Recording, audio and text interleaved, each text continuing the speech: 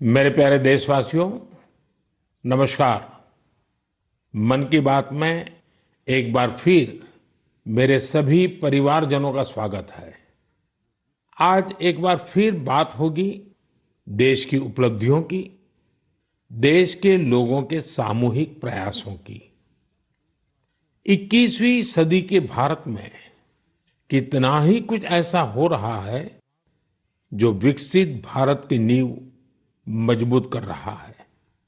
जैसे इस 23 अगस्त को ही हम सब देशवासियों ने पहला नेशनल स्पेस डे मनाया।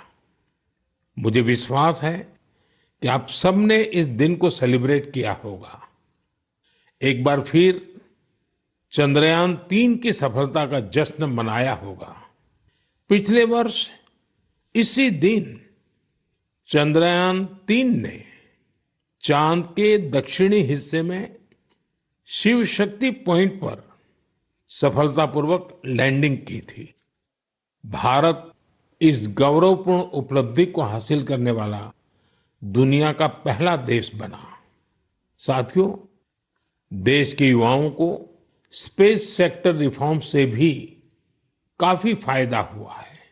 इसलिए मैंने सोचा कि क्यों ना आज मन की बात में स्पेस सेक्टर से जुड़े अपने कुछ युवा साथियों से बात की जाए।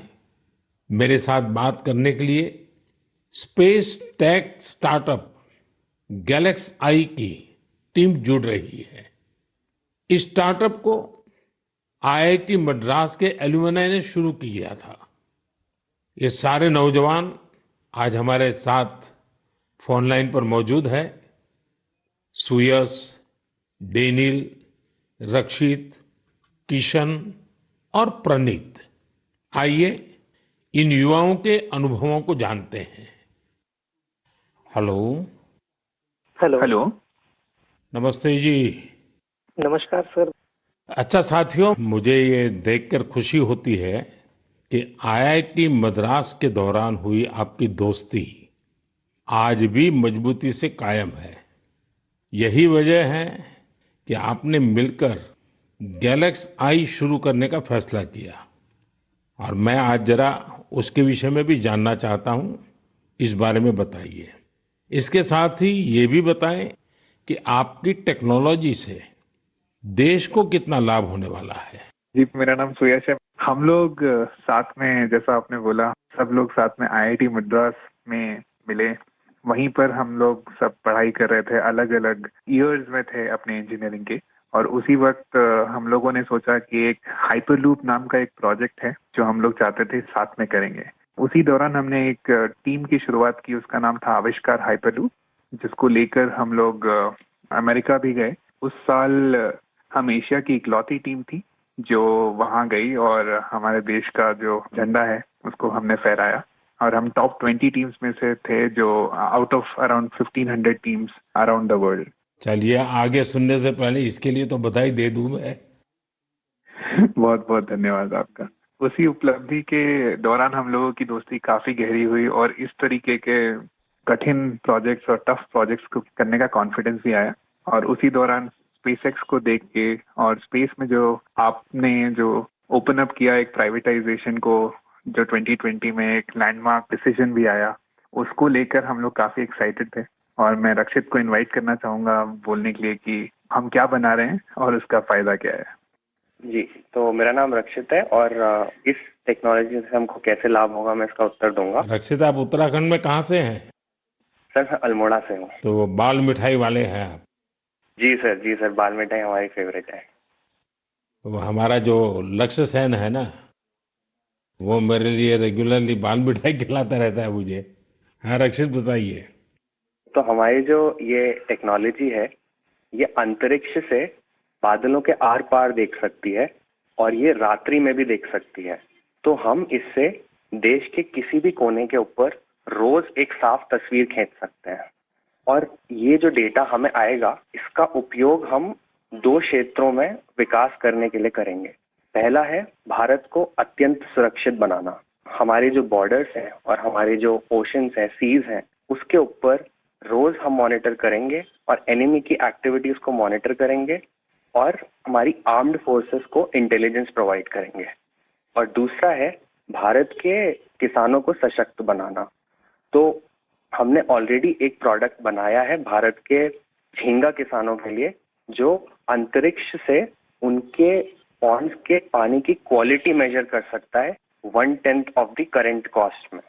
और हम चाहते हैं आगे जाते हुए हम दुनिया के लिए best quality satellite images generate करें, और जो ग्लोबल इश्यूज हैं, ग्लोबल वार्मिंग जैसे, इससे लड़ने के लिए हम दुनिया को best quality satellite data provide करें। इसका मतलब हुआ कि आपकी टोली जय जवान भी करेगी, जय किसान भी करेगी। जी सर, बिल्कुल। साथियों, आप इतना अच्छा काम कर रहे हैं, मैं ये भी जानना चाहता हूं कि आपकी इस टेक्नोलॉजी का प्रिसीजन कितना है। सर, हम लेस देन 50 सेंटीमीटर के रेजोल्यूशन तक जा पाएंगे, और हम एक बार में approximately more than 300 square kilometre area को इमेज कर पाएंगे। चलिए, मैं समझता हूं कि ये बात जब देशवासी सुनेंगे तो उनको बड़ा गर्व होगा, लेकिन मैं एक और सवाल पूछना चाहूंगा। जी सर। स्पेस इकोसिस्टम बहुत ही वाइब्रेंट हो रहा है।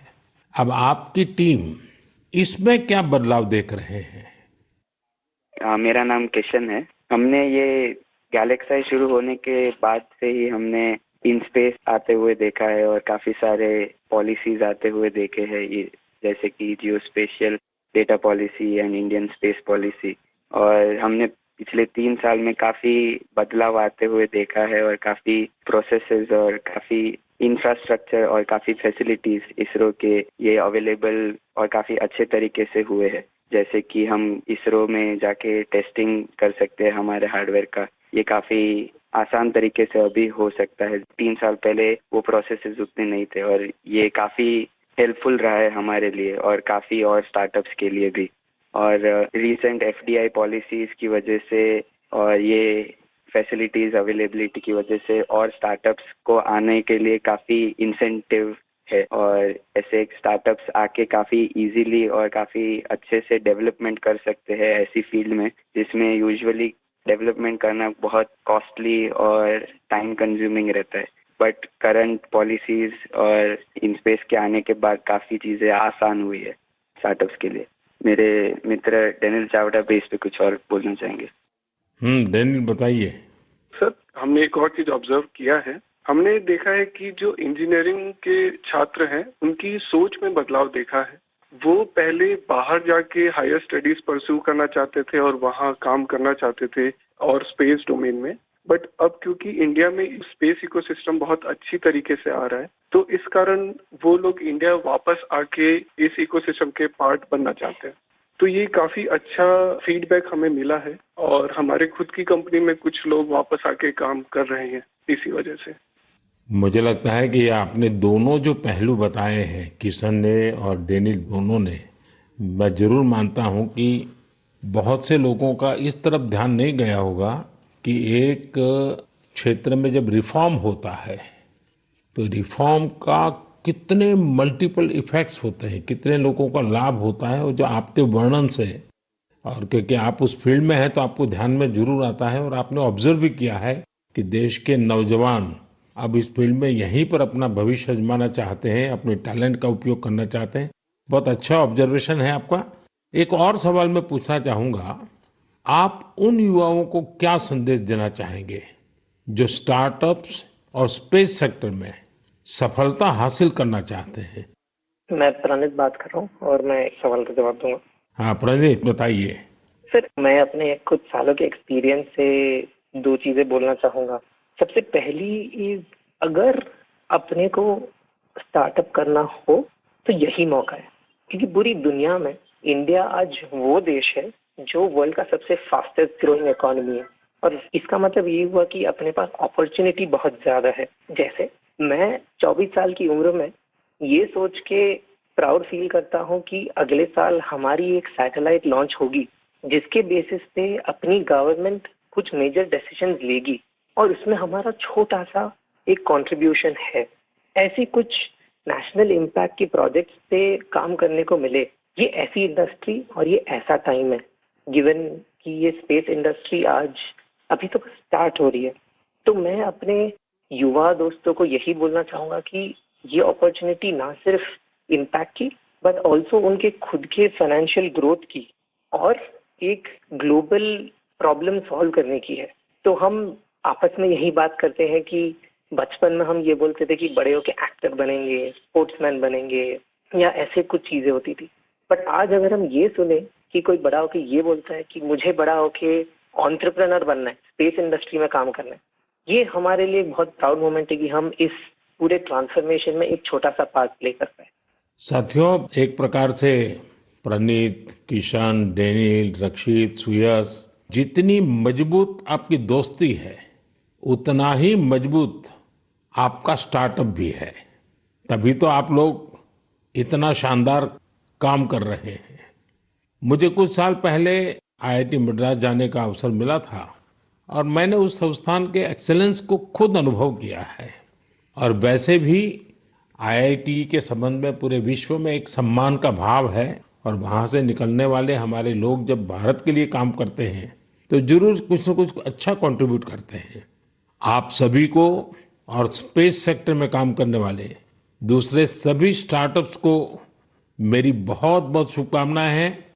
और आप पांचों साथियों से बात करके मुझे बहुत अच्छा लगा। चलिए, बहुत बहुत धन्यवाद दोस्तों। Thank you so much.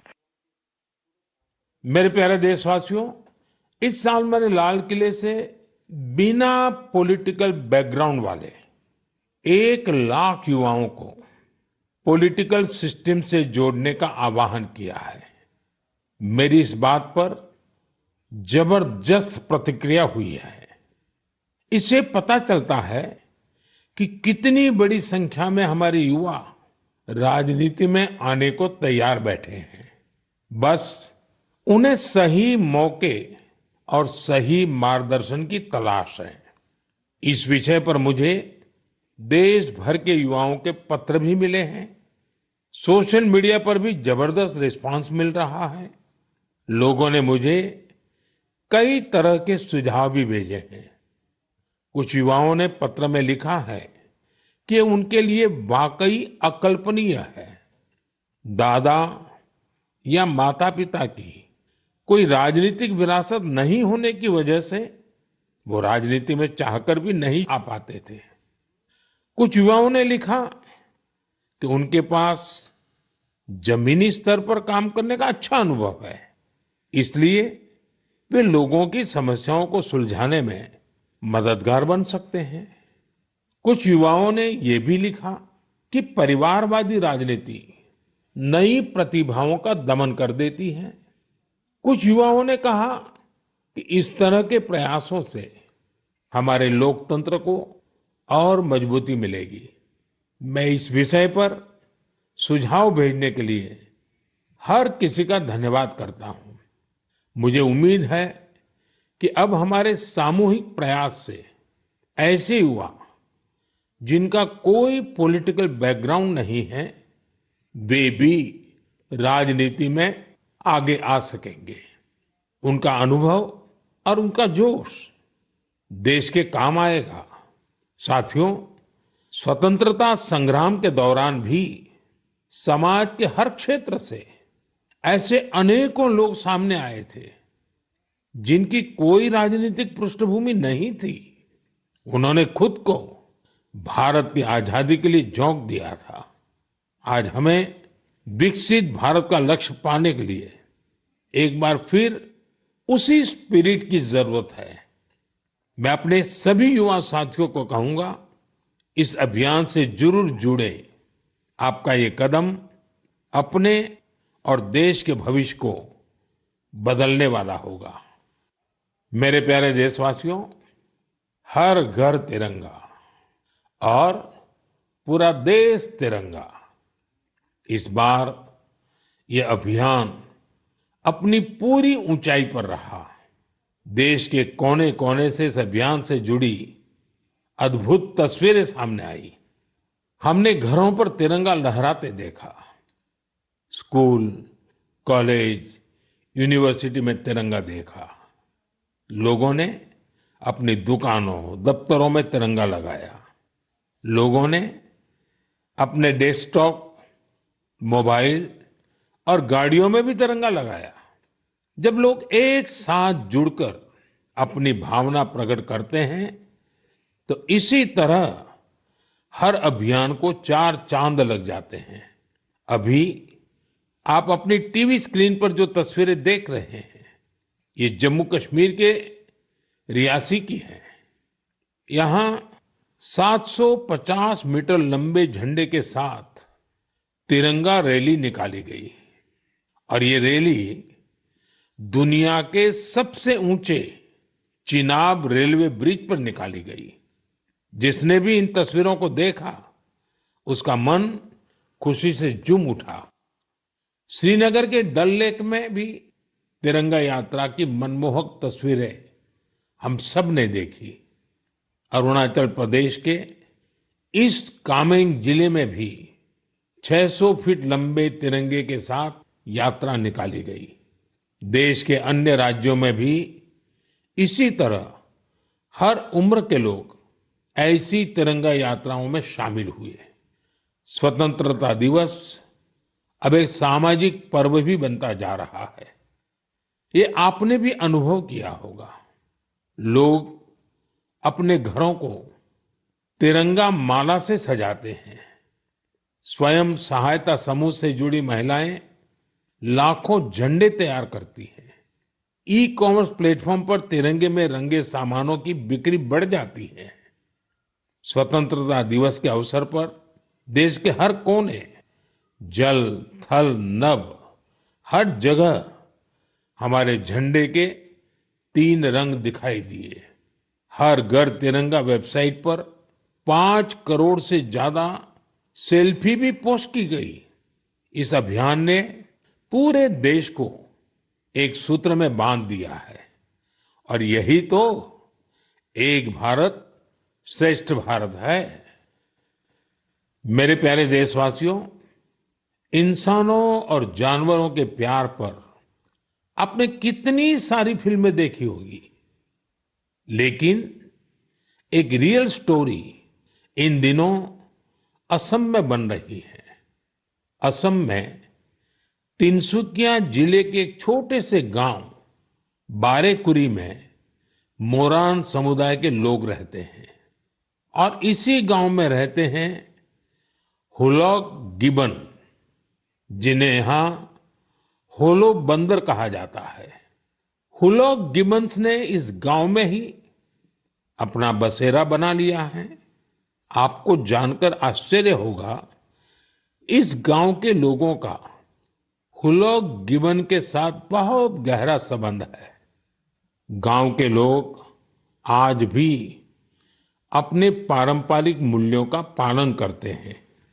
इसलिए उन्होंने वो सारे काम किए जिससे गिबन्स के साथ उनके रिश्ते और मजबूत हो।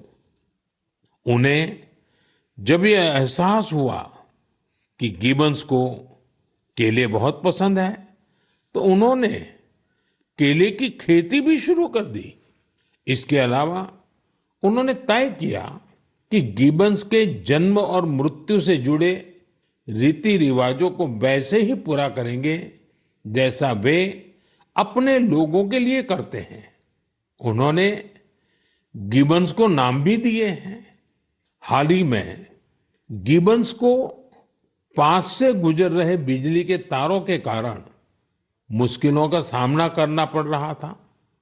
ऐसे में इस गांव के लोगों ने सरकार के सामने इस मामले को रखा और जल्द ही इसका समाधान भी निकाल लिया गया।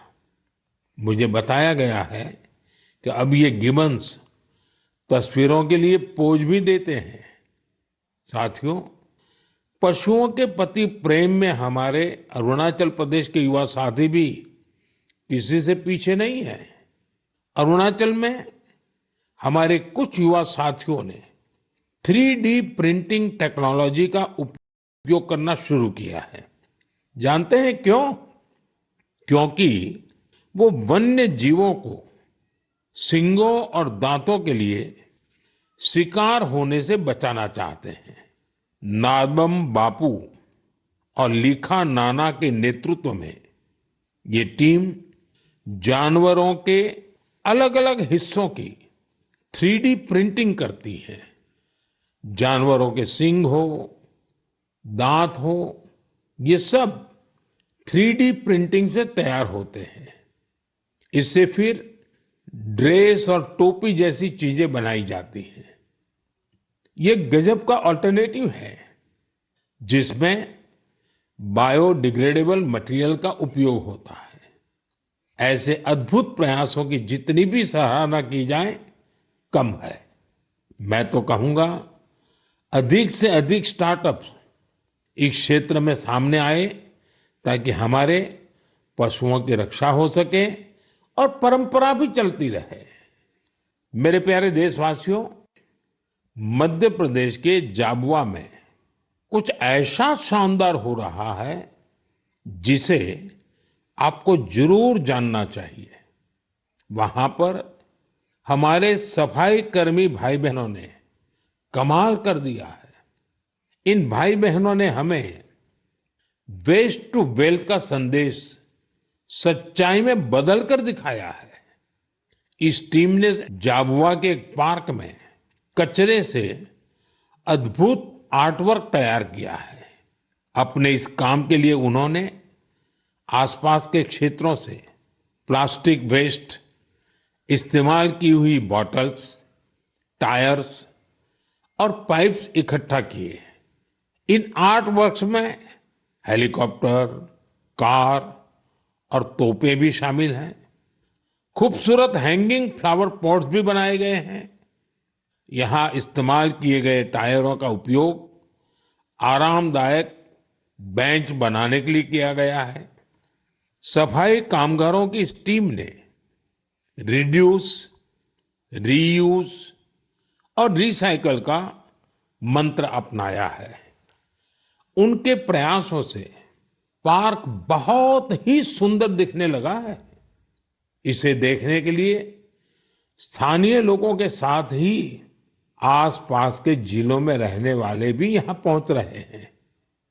साथियों, मुझे खुशी है कि आज हमारे देश में कई सारी स्टार्टअप टीम भी पर्यावरण को बढ़ावा देने के लिए ऐसे प्रयासों से जुड़ रही है। ई कॉन्शियस नाम की एक टीम है जो प्लास्टिक वेस्ट का उपयोग इको फ्रेंडली प्रोडक्ट्स बनाने में कर रही है।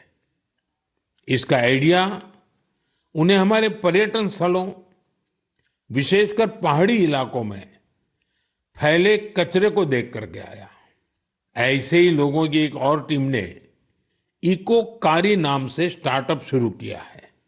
ये प्लास्टिक वेस्ट से अलग अलग खूबसूरत चीजें बनाते हैं। साथियों, टॉय रिसाइकलिंग भी ऐसा ही एक और क्षेत्र है जिसमें हम मिलकर काम कर सकते हैं। आप भी जानते हैं कि कई बच्चे कितनी जल्दी खिलौनों से बोर हो जाते हैं। वही ऐसे बच्चे भी हैं जो उन्हीं खिलौनों का सपना संजोए होते हैं। ऐसे खिलौने जिससे अब आपके बच्चे नहीं खेलते, उन्हें आप ऐसी जगहों पर दे सकते हैं जहां उनका उपयोग होता रहे। ये भी पर्यावरण की रक्षा का एक अच्छा रास्ता है। हम सब मिलकर प्रयास करेंगे तभी पर्यावरण भी मजबूत होगा और देश भी आगे बढ़ेगा। मेरे प्यारे देशवासियों, कुछ ही दिन पहले हमने 19 अगस्त को रक्षाबंधन का पर्व मनाया। उसी दिन पूरी दुनिया में विश्व संस्कृत दिवस भी मनाया गया।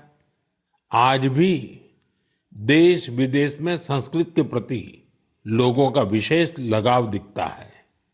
दुनिया के कई देशों में संस्कृत भाषा को लेकर तरह तरह की रिसर्च और प्रयोग हो रहे हैं।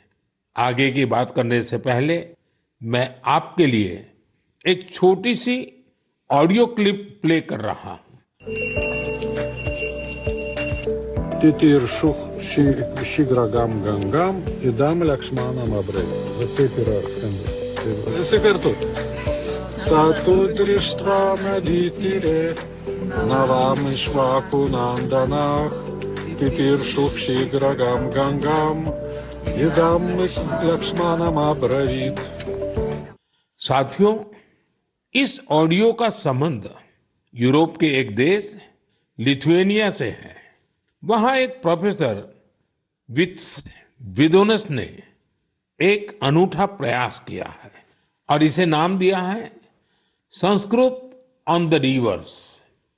कुछ लोगों का एक ग्रुप वहां नेरिस रिवर के किनारे जमा हुआ और वहां उन्होंने वेदों और गीता का पाठ किया। यहां ऐसे प्रयास पिछले कुछ वर्षों से निरंतर जारी है। आप भी संस्कृत को आगे बढ़ाने वाले ऐसे प्रयासों को सामने लाते रहिए। मेरे प्यारे देशवासियों, हम सबके जीवन में फिटनेस का बहुत महत्व है। फिट रहने के लिए हमें अपने खान पान, रहन सहन सब पर ध्यान देना होता है। लोगों को फिटनेस के प्रति जागरूक करने के लिए ही फिट इंडिया अभियान की शुरुआत की गई। स्वस्थ रहने के लिए आज हर आयु, हर वर्ग के लोग योग को अपना रहे हैं। लोग अपनी थाली में अब सुपर फूड मिलेट्स यानी श्री अन्न को जगह देने लगे हैं। इन सभी प्रयासों का उद्देश्य यही है कि हर परिवार स्वस्थ हो। साथियों, हमारा परिवार, हमारा समाज और हमारा देश और इन सब का भविष्य हमारे बच्चों की सेहत पर निर्भर है और बच्चों की अच्छी सेहत के लिए जरूरी है कि उन्हें सही पोषण मिलता रहे। बच्चों का न्यूट्रिशन देश की प्राथमिकता है।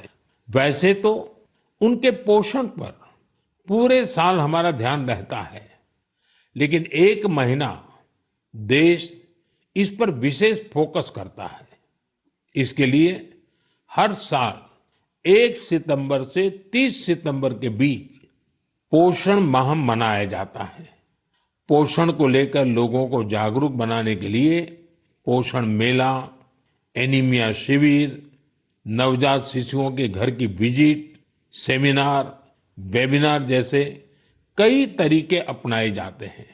कितनी ही जगहों पर आंगनवाड़ी के तहत मदर एंड चाइल्ड कमेटी की स्थापना भी की गई है। ये कमेटी कुपोषित बच्चों, गर्भवती महिलाओं और नवजात शिशुओं की माताओं को ट्रैक करती है। उन्हें लगातार मॉनिटर किया जाता है और उनके पोषण की व्यवस्था की जाती है। पिछले वर्ष पोषण अभियान को नई शिक्षा नीति से भी जोड़ा गया है। पोषण भी, पढ़ाई भी। इस अभियान के द्वारा बच्चों के संतुलित विकास पर फोकस किया गया है। आपको भी अपने क्षेत्र में पोषण के प्रति जागरूकता वाले अभियान से जरूर जुड़ना चाहिए। आपके एक छोटे से प्रयास से कुपोषण के खिलाफ इस लड़ाई में बहुत मदद मिलेगी। मेरे प्यारे देशवासियों, इस बार की मन की बात में इतना ही। मन की बात में आपसे बात करके मुझे हमेशा बहुत अच्छा लगता है। ऐसा लगता है जैसे मैं अपने परिवारजनों के साथ बैठ करके हल्के फुल्के वातावरण में अपने मन की बातें साझा कर रहा हूं, आपके मन से जुड़ रहा हूं। आपके फीडबैक, आपके सुझाव मेरे लिए बहुत ही मूल्यवान है। कुछ ही दिनों में अनेक त्योहार आने वाले हैं। मैं आप सभी को उनकी ढेर सारी शुभकामनाएं देता हूं। जन्माष्टमी का त्योहार भी है। अगले महीने शुरुआत में ही गणेश चतुर्थी का भी पर्व है। ओणम का त्योहार भी करीब है। मिलाद उन नबी की भी बधाई देता हूं। साथियों,